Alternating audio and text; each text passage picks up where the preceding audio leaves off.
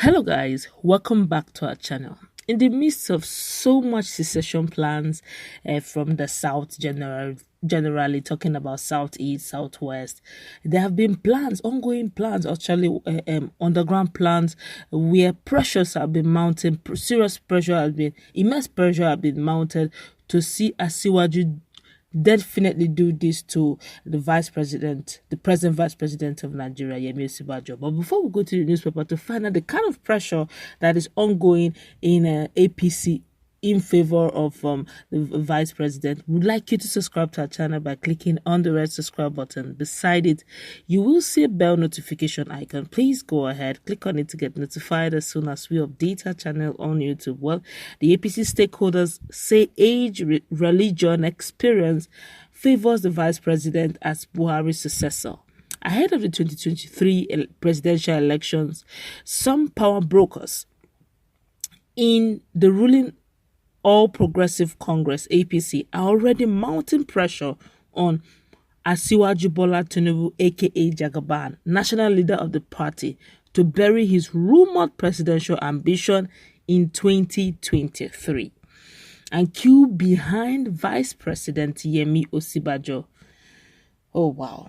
Even though Tinubu is yet to declare whether he will run in 2023 or not, a lot of his supporters believe he is very much interested in the race, and his silence is born out of his desire not to distract the government of the president, Muhammadu Buhari, who is yet to mark 2 years of his second term in office.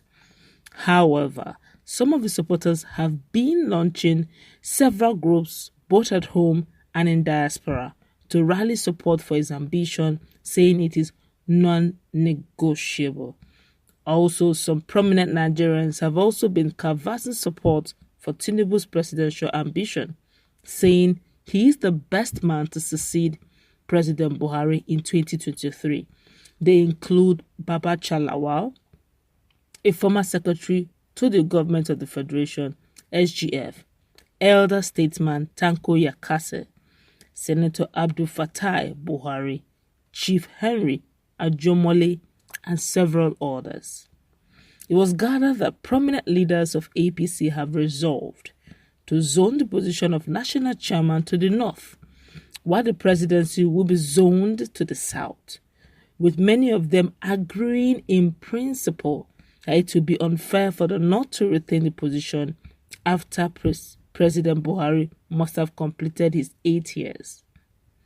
It was also learned that many of the party leaders, especially the northern bloc of the country, are favorably disposed to Osinbajo taking over from Buhari based on his loyalty, commitment, and deep knowledge of the programs of the government, especially relating to the management of the economy. According to a reliable source in the party, there is no doubt Asiwaju is interested in the 2023 presidential race. He has every right to do so and is very qualified based on his record as a former senator, governor of Lagos State for 8 years, and what he has been able to achieve nationally even after leaving office. But for many of us, we believe that if the presidency is zoned to the south and later micro-zoned to the southwest, the current vice president should be allowed to take over from the president. We have adduced so many reasons for this. The first is that he has been tasted before and has proven that he has the expertise to manage the affairs of a diverse nation like Nigeria.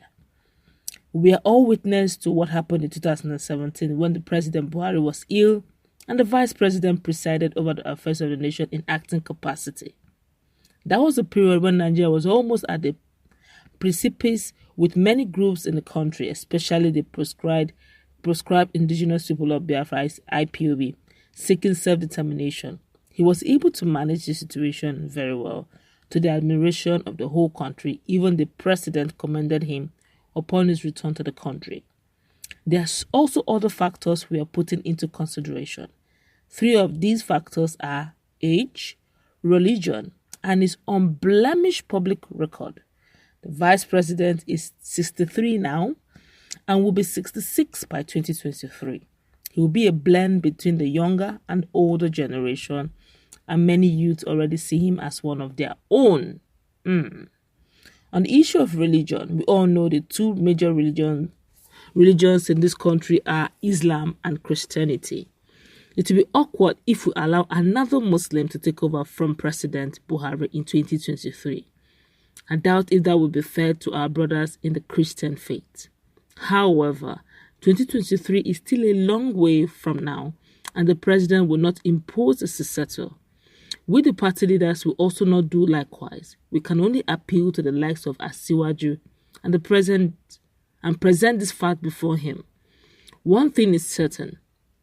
The APC presidential ticket will not be handed over to anyone on a platter of gold. At the end of the day, everyone will be asked to go to the field and test their strength. Whoever wins the party ticket, then good luck to him, he said. Speaking with the correspondent, a senior lawyer from the South, who is also a member of the APC, said he personally advised Tinubu to maintain his respect as national leader of the APC and support one of the boys he has mentored politically, especially Osinbajo, whom he, Tinubu, nominated as running mate to Buhari in December 2014.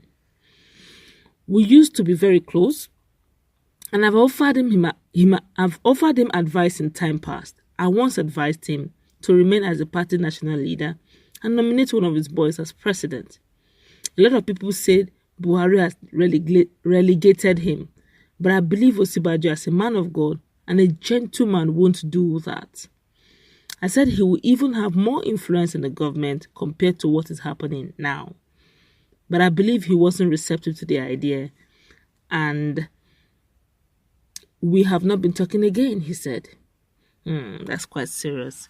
We all know that at some point this will actually come to pass. In fact, before now, there have been rumors, grapevine, that just maybe the vice president may be coming in come 2023. He has not declined. In fact, he has not accepted. He has not said anything concerning his ambition to run for or not run at all.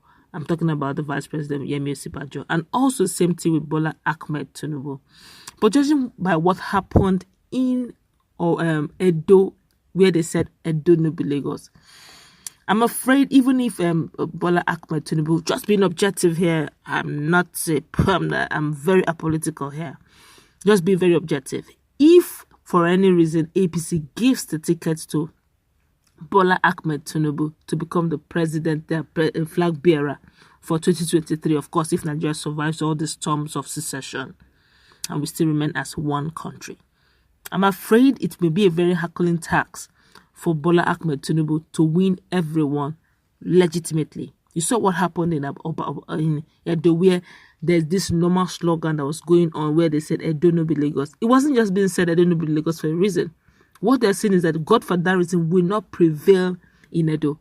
If they rejected Godfatherism in Edo and rejected any extension of any Godfatherism-looking traits, what makes you think that Nigerians generally we accept that sort of lineage or characteristics at the level of federal government? At state level, everybody keeps saying that Lagos is being handled and controlled by Bola Ahmed Tinubu, rumored to be so though. And do you think Nigerians generally would want that influence to the point that where the whole of Nigeria now will be at his beck and call?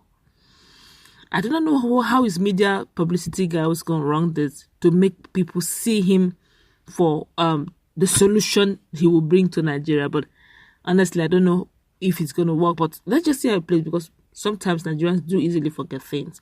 But let's take one or two comments over this matter. This one here is saying Osinbajo is the man. This one here is saying, it's obvious, and one could envisage that Tinubu time is far gone.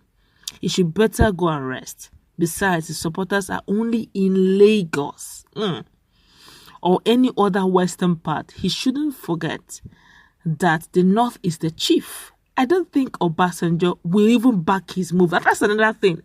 I don't think Obasanjo will back Tinubu. In fact, it's like there are two parallel lines. Though they are stakeholders, they are strong men, they are godfathers in their rights. I'm talking about Obasanjo. Of course, Obasanjo was even the president, so he has national influence. and the fact that Tinubu has state influence. I'm talking about Lagos State, so I don't know how it's going to play out. Even within Lagos or within Southwest, there may likely will be division. Okay, but let's take one more. This one here is saying, they're not just they use Southwest, they catch cruise. You go do una like movie. This is very, very funny. But as we're going to wrap it up, do you believe truly that the North is actually using Southwest to catch cruise, like this young man said? Or do you think, honestly, genuinely, they really mean business? That likelihood that Southwest may get it via, of course, either Tinubu or, of course, the vice president. Don't forget that there are also rumors around where then some part of the North elite is also hoping and praying that ex-president Goodluck Ebele Jonathan should also come into the race and make the equation balanced. Let's interact in our conversation. Don't forget to like, share, subscribe to our channel. Stay tuned for more updates on this.